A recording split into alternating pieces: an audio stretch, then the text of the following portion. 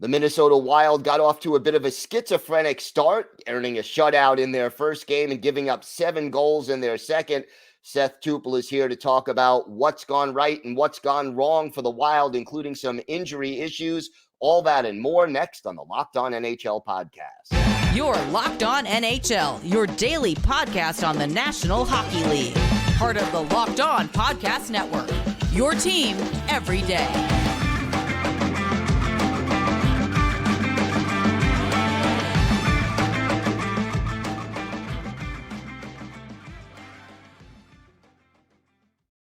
And welcome, everybody, to the Monday edition of the Locked On NHL podcast, part of the Locked On Podcast Network, your team every day.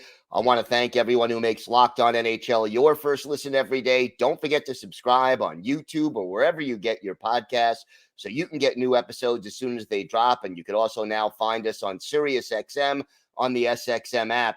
Just do a search for Locked On NHL. Today's episode is brought to you by Sleeper. Download the Sleeper app and use promo code LOCKEDONNHL to get up to a $100 match on your first deposit. Terms and conditions apply. See Sleeper's terms of use for details. It is great to welcome back to the show Seth Toupal, the host of Locked On Wild. And to say it's been an uneven start for the Wild may be an understatement. A shutout in Game 1, allowing 7 goals in Game 2. What's going on? Well, Gil, it's funny. It turns out that Austin Matthews is pretty darn good at scoring if you give him free reign 10 feet in front of the net. Who knew? Biggest thing that has gone wrong for the Wild so far is missing Jared Spurgeon. The defense has been just completely out of whack. But, I mean, there were just so many breakdowns in the game against Toronto. The last goal, I think, of the night for William Nylander is the one that rubbed me wrong the most. Nylander basically came flying up the left side of the zone. John Merrill was trying to stay between him and the net, but by doing so, he was just continuing to skate backwards towards the net as opposed to attempting to make Nylander have to do anything other than just fly up the ice, and then he gets perfect rain to fire off a shot, scores a goal. It's been a struggle. We figured that having Spurgeon out would be a problem, but I don't think anybody expected to see a repeat of what we saw last year in the second game of the season. And so it is early. This is a team that obviously was able to withstand a barrage from Florida on opening night. You just can't put your goalie in a situation where you don't give him any help whatsoever. And so, it's one of those to learn from and to flush out of your system and to just move on to Game 3 on Tuesday.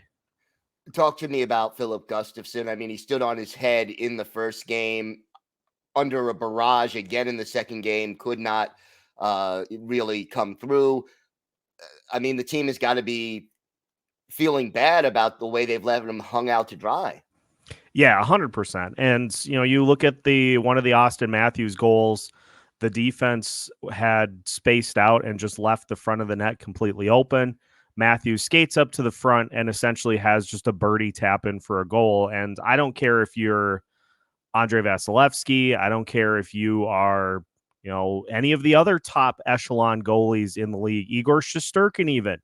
You're not going to make saves when a player is 10 feet away from you shooting the puck. You're just not. It's too good of a spot for an opposing player to shoot from. So the defense has to tighten things up. I mean, you look at the 7 goals allowed, and there's maybe one that Gustafsson's like, boy, I would really have liked to have that one back. It's just, you just can't give that many good high danger opportunities. I think the Wild have surrendered 20 through 2 games, which is it's 20 too many for this defense to have allowed. So there's going to need to be some work. Dean Evason was pretty pointed in his comments after the game.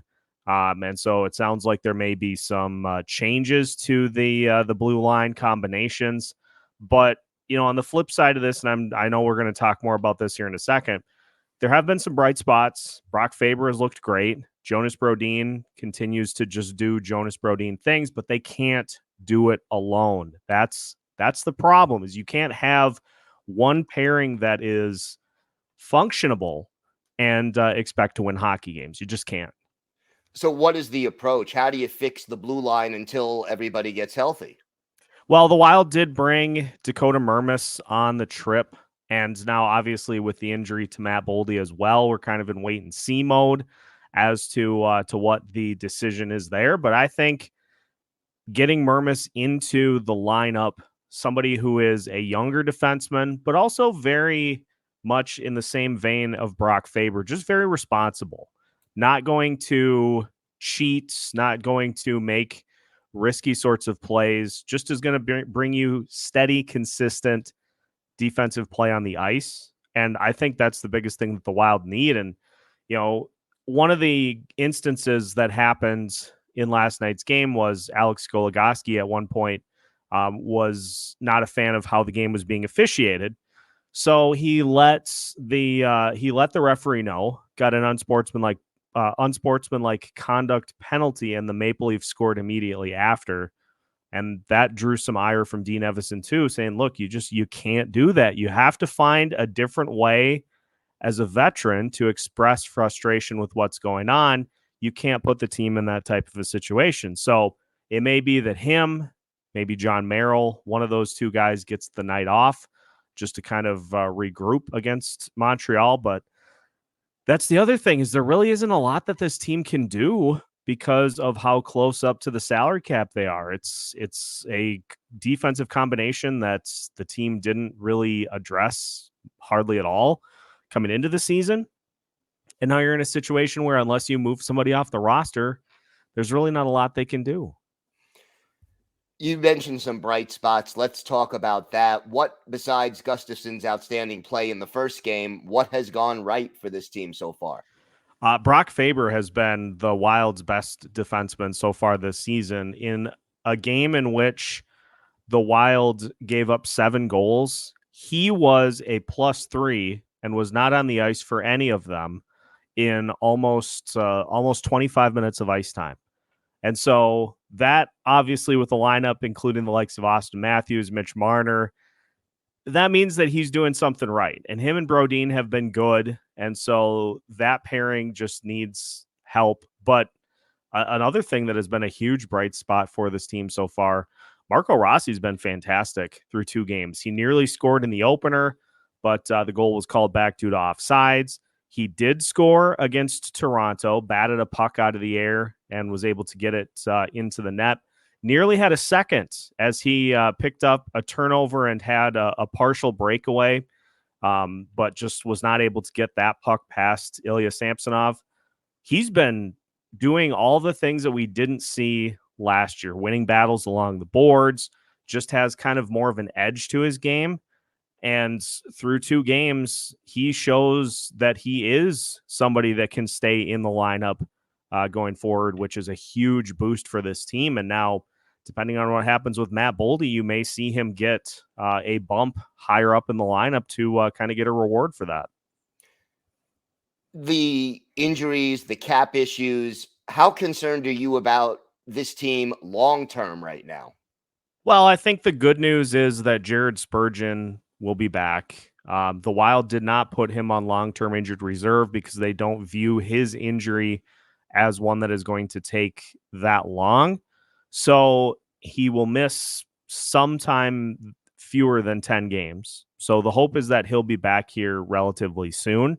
Have not heard any updates on Matt Boldy, which is kind of a concern, especially with being on the road and with only bringing an extra defenseman on the trip. You're probably looking at having to play an 11-7 lineup or something along those lines against the Montreal Canadiens, which I'm not a huge fan of, but you kind of got to do what you got to do. But if Matt Boldy misses time, that could be another huge blow for this team that just really does not have resources to help out. Kind of essentially what you see is what you get. You maybe can call up one player or so during the season for various points, but it's been an interesting start to the season, to say the least. But if everybody comes back healthy, this is still a team that is capable of making the Stanley Cup playoffs.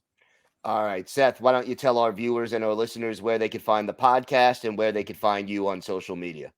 You can follow along with everything at Locked On Wild by just searching Locked On Wild. You can find us on your favorite podcast platforms, YouTube, and we've got a lot of fun game interaction that we do on social media as well. So make sure to follow all of those channels, and then you can follow me on Twitter, on X, at Seth Toups. Pretty active in doing the live tweeting from my account, and then a lot of the other graphics and such from the Locked On Wild account. So it's a nice 1-2 punch, and make sure you follow both for everything you need to know about the Minnesota Wild. All right, Seth, thank you so much. Always a pleasure to talk to you. My pleasure.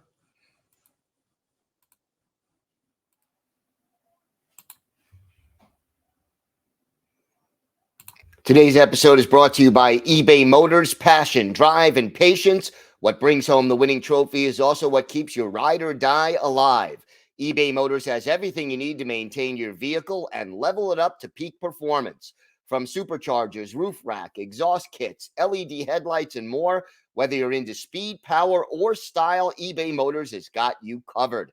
With over 122 million parts for your number one ride or die, you'll always find exactly what you're looking for. And with eBay Guaranteed Fit, your part is guaranteed to fit your ride every time or your money back. Because with eBay Motors, you're burning rubber, not cash. With all the parts you need at the prices you want, it's easy to turn your car into the MVP and bring home that win. Keep your ride or die alive at ebaymotors.com. Eligible items only. Exclusions apply. eBay Guaranteed Fit available only to U.S. customers.